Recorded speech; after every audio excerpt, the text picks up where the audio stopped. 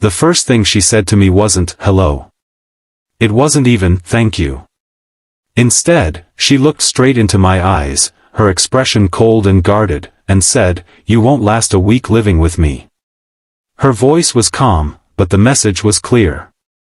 She had seen people come and go. Caregivers who promised patience, helpers who said they cared, and every single one of them had left. But I didn't argue. I didn't try to convince her. I simply smiled and replied, "I'm not leaving, unless you fire me." And for the first time that day, she looked surprised. Before we get into this powerful story about kindness, resilience, and unexpected friendship, take a moment to subscribe to the channel, like the video, and share your thoughts in the comments. Here on Your Channel Name, we believe small acts of kindness can change lives, and stories like this remind us just how powerful compassion can be. Now, let me tell you what happened next. Her name was Emily. Emily was 32 years old, sharp-witted, and beautiful in a quiet, thoughtful way. But life had dealt her a brutal hand 3 years earlier. A car accident had left her paralyzed from the waist down. Since then, she had pushed almost everyone away. Friends stopped visiting. Family calls became shorter. Caregivers came and left, usually within a few days. Some said she was difficult. Others said she was impossible. But the truth was simpler. Emily was hurt. When I first arrived at her house, the atmosphere felt heavy. The living room was tidy but silent, like a place where laughter had once lived but hadn't visited in a long time. Emily sat in her wheelchair by the window. She didn't smile when I walked in. "Another one?" she asked without even looking at me. "Yep," I said casually, setting my bag down. "But I plan on staying longer than the others." She let out a small laugh, more sarcastic than amused. "They all say that." "I mean it," I replied. She finally turned her chair slightly to face me. "You'll quit," she said. "They all do." I shrugged. "Guess we'll see." The first few days were rough. Emily tested me constantly.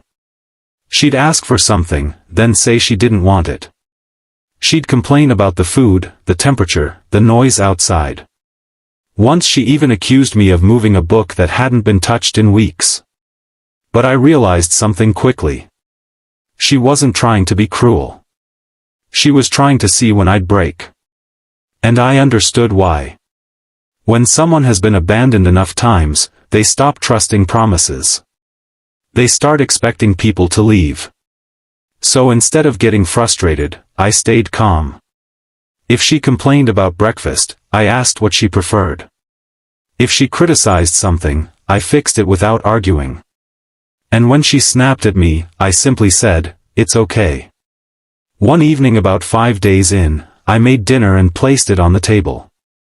Emily stared at it. "Chicken again?" she asked. "Grilled chicken," I said proudly. She rolled her eyes. "Creative." I chuckled. "Okay, fair point. Tomorrow I'll cook something better." She didn't respond. But after a few seconds, she took a bite. And then another. Later that night, I was washing dishes when she spoke from the living room. "You're still here." "Last time I checked," I joked. "You've lasted longer than most." "That's because you haven't fired me yet." For a moment, the room went quiet. Then something surprising happened. She smiled. It wasn't big. But it was real. That small moment changed everything. Over the next few weeks, our routine slowly settled into something comfortable. I helped her with daily tasks, cooked meals, and sometimes just sat nearby while she read or worked on her laptop. But the biggest changes happened during our conversations. At first, Emily barely spoke. Then one day, while we were watching rain fall outside the window, she said something unexpected. "I used to hike every weekend." I looked at her. "Really?" "Mountains, forests, trails." I loved it. Her eyes stayed fixed on the rain. I felt free. There was a long pause. Then she said quietly, "Now I can't even walk to the mailbox." I didn't rush to fill the silence.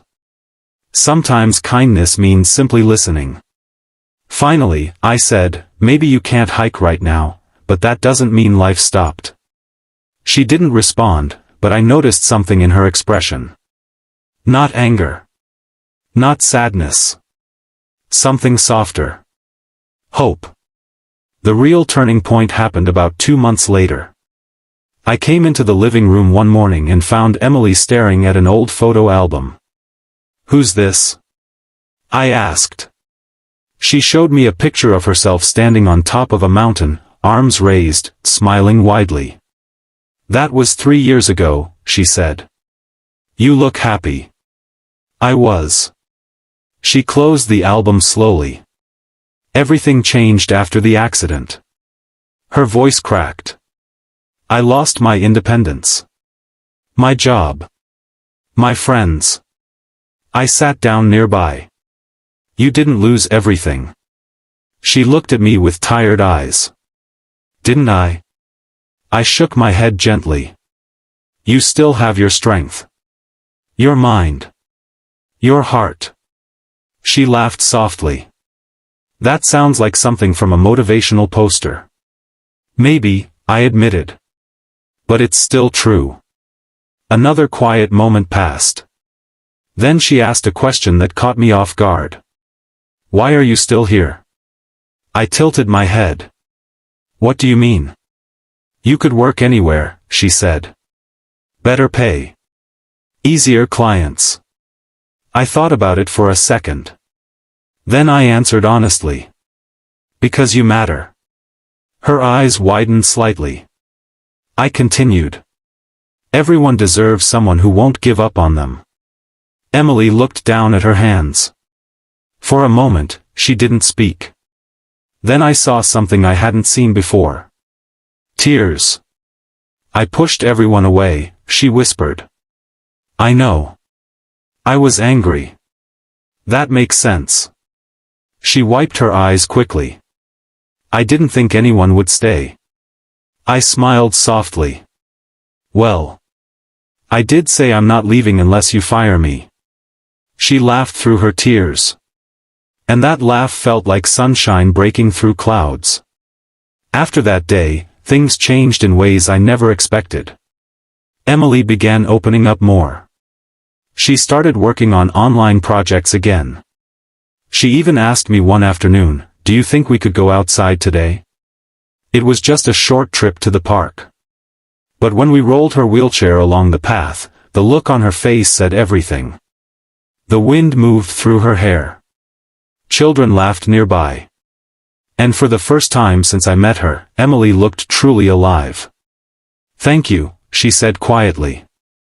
"For what?" "For not giving up." I shook my head. That's what kindness does. Months passed.